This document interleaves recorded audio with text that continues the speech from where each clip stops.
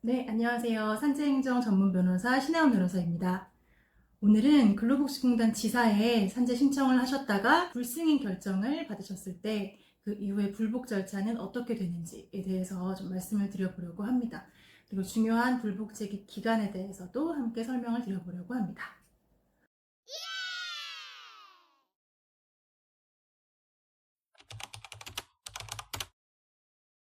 일단 산재를 신청하고자 마음먹으신 분들은 근로복지공단 지사에 요양급여 신청서를 제출하셔야 합니다. 근로복지공단 지사 어디로 가야 될까 하시는데 사시는 거주지가 아니라 사업장 주소지 관할지사로 가셔야 합니다.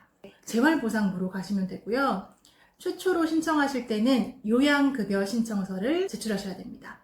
왜 요양급여 신청서를 제출하셔야 하냐면 처음 다치거나 아프면 가는 곳이 어딜까요? 바로 병원이죠. 병원에 처음 가시면서 진료비가 발생을 하게 됩니다. 그게 바로 산재 보상의 시작이기 때문에 일단은 요양, 즉 진료비, 약제비 이런 것들을 신청하는 단계에서부터 이제 산재 승인은 시작이 되게 됩니다. 그래서 장애급여 신청서, 평균임금 정정 신청서 이런 것들이 다양하지만 처음 산재 인정받고자 하시면 요양급여 신청서를 제출하시면 됩니다. 그러면 공단에서 이제 의학적이고 법률적인 검토를 거쳐서 결정을 하게 됩니다. 승인 결정을 받으시면 좋겠지만 단순한 사안이 아닌 경우에는 불승인 결정도 발생을 할 수밖에 없게 됩니다. 여기서 근로복지공단의 산재 승인율이 얼마나 될까요? 궁금하실 수 있을 텐데 평균 근로복지공단의 산재 승인율은 90%입니다. 상당히 높죠. 낮지 않은 수치입니다. 정말 속상하지만 이제 내가 승인이 안 된 경우, 불승인 통보를 받으셨다면 네, 그 경우는 이후에 불복 절차를 진행하실 때 혼자서 진행하시기는 조금 어려운 측면이 있습니다. 왜냐하면 90%에 해당하는 일반적인 케이스들은 그 승인 결정이 나기 때문에 불승인 결정이 난 그 10%는 어떠한 특별한 사정이 이유가 있는 것이고 그것을 일반인이 대응하시기는 쉽지가 않다. 그래서 전문가를 찾아가셔서 전문가의 도움을 좀 받으시면서 이제 공단이 처분 사유로 제시한 그 이유가 이제 아니다. 이러한 자료도 제출하시고 이러한 법률적인 논리도 제시를 하시면서 공단의 판단이 틀렸다. 이런 부분을 좀 적극적으로 주장을 해주셔야 그 해당 절차에서 구제를 받으실 수가 있습니다.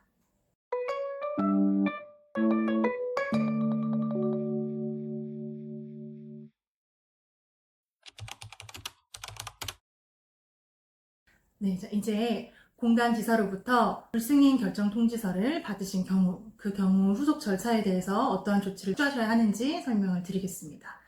일단 불승인 결정 통지서를 공단 지사로부터 받으시면 그게 바로 원처분서가 됩니다. 그때는 받으신 날 그 날짜를 적어 놓으세요. 내가 이날 받았다.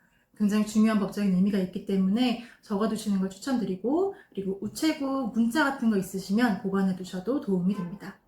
일단 그렇게 하시고 결정을 하셔야죠. 처분 사유를 읽어보시는 거예요. 이 처분서는 짧게는 한 장, 정말 짧은 경우고요. 길게는 한 4장까지도 오는 그런 경우가 있습니다. 그 처분서 중에서 가장 중요한 것이 그 처분의 내용, 처분 사유라고 하는 부분인데요. 그 부분을 찬찬히 한번 읽어보세요. 그게 즉 공단에서 결정을 이러이러한 사유로 불승인 결정을 내렸다. 이런 내용이겠죠.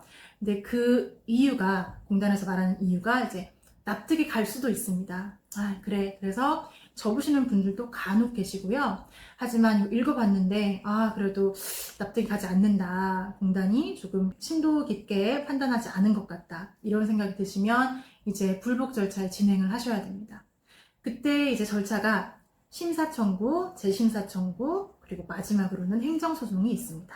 심사청구는 공단 내부적인 절차예요. 공단의 근로복지공단의 가장 상위 부서인 산재심사실에 이의 신청을 하는 겁니다. 그 공단의 일선 지사에서 이렇게 판단을 했는데 다시 한번 검토해 주세요 라고 보내시는 거고요. 하지만 심사청구, 재심사청구는 인용 확률이 굉장히 낮습니다. 인용 확률이라는 건 취소해 주세요, 잘못됐어요 라고 했을 때 그렇네요, 잘못됐네요 하는 경우는 굉장히 낮습니다. 객관적인 수치를 말씀드리면 심사 청구의 경우 제기되는 사안들에서 10%가 심사 단계에서 취소되고요. 그리고 이후 재심사 청구 단계에서 또 10%가 구제를 받습니다. 그리고 행정소송에 이르러서 20에서 30%가 구제를 받게 됩니다.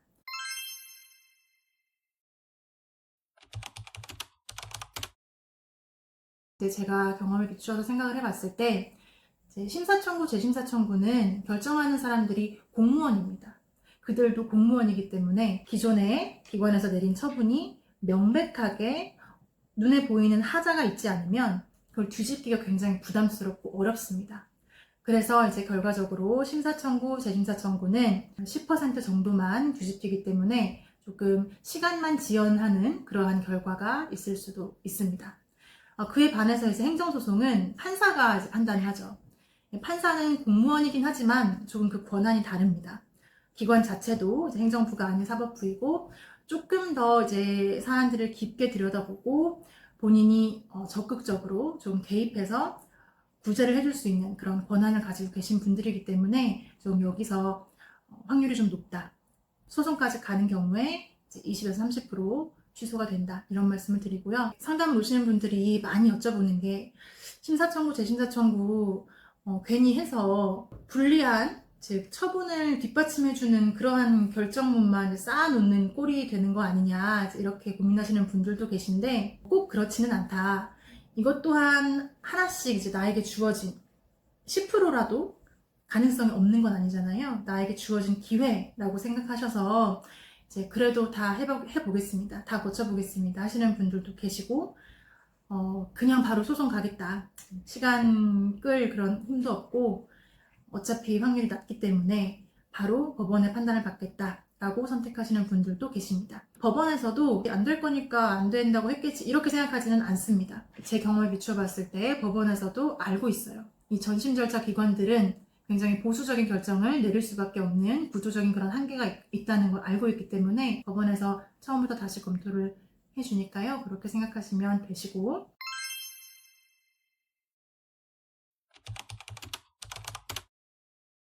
궁금해하시는 것 중에 하나가 꼭 그러면 전심 절차를 거친다고 하면 다 거쳐야 되나요? 궁금해하시는데 그렇지 않습니다. 선택적으로 심사청구, 재심사청구, 행정소송 선택적으로 거치실 수 있고요.